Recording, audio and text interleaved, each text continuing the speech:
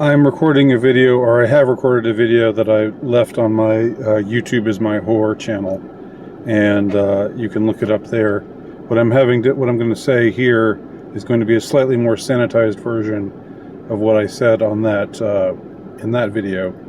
If you want to see the less sanitized version, I invite you to go to my other channel, YouTube is my whore, Nowiki, and I will post a link. But suffice to say, I'll keep this brief. You know, I have times when when I'm feeling when I have melancholic tendencies, proclivities, and I was just walking in the woods today, thinking once again about the subject of suicide, the whole notion of ending my life. I wasn't seriously considering it, but I was thinking about it again, as as I sometimes do, being of a melancholic state and so forth. And last time, if you'll remember, I saw my rebuke for straying into this psychic territory was to see someone wearing a T-shirt saying "Keep going," and you know, that immediately met my eyes. But this time around, it was different. This time, well, I was in the woods, and I just decided to check out my Instagram. I don't go to the news because I thought I don't like to peruse the news for reasons I've talked about before. I'd just as soon not know what's going on or what they're telling me is going on, because I think it's all largely a sham, what they tell me, what they tell us, not just me. But anyhow, I caught wind of this story about this reporter in Alabama named Christopher Sign. Without getting into the nitty-gritty details, Christopher Sign broke the story of some of the malefactions, some of the extra-legal excursions of a certain crime family, who one of whom was a two-term president, the other of whom was a failed presidential candidate. So he exposed the wrongdoings, one of them, you know, probably hundreds, if not thousands, of wrongdoings of this family, this couple. And wouldn't you know it, he just committed suicide. Yep. And you know what his name is? The name of this reporter who exposed Bill Clinton for his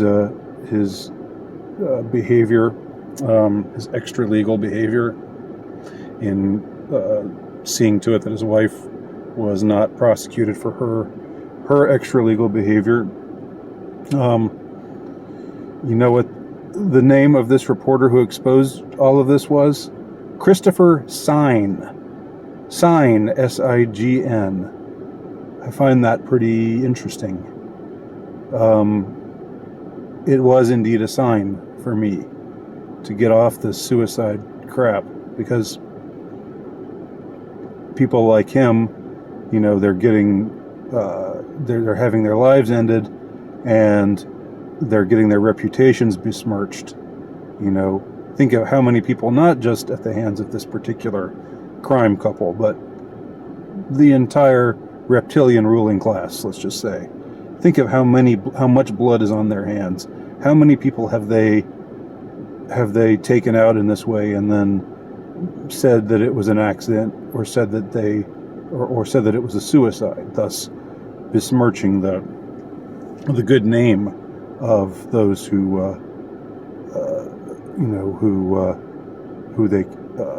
they murdered. Does anyone have any faith that this will be investigated in any way? it's like the Epstein not killing himself thing. You know, it's right out there, right in our faces, and nothing's going to be done about it. And everybody knows that it is what it is, and everybody knows that nothing is going to be done about it because the people who rule us are corrupt, and the system is corrupt. And tell me again why insurrection was such a bad thing. By the way, I have a book coming out called The Insurrectionist. Just a little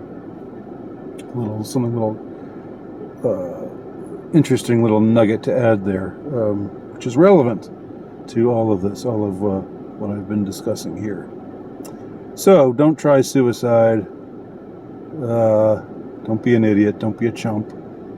You know, have some respect for those who are actually being taken out and being framed as suicides, like this man, Christopher Sine. I honor him in this video. I honor his passing. And I wish nothing but ill. Nothing but ill. This may not be Christian of me, but I wish nothing but ill upon those who are responsible for what was done to him. And that's my more restrained response. If you want to hear my less restrained response, again, go to my other channel and you'll hear it there. Thanks for watching. My name's Andy Nowicki. You can check out my work at altrightnovelist.com.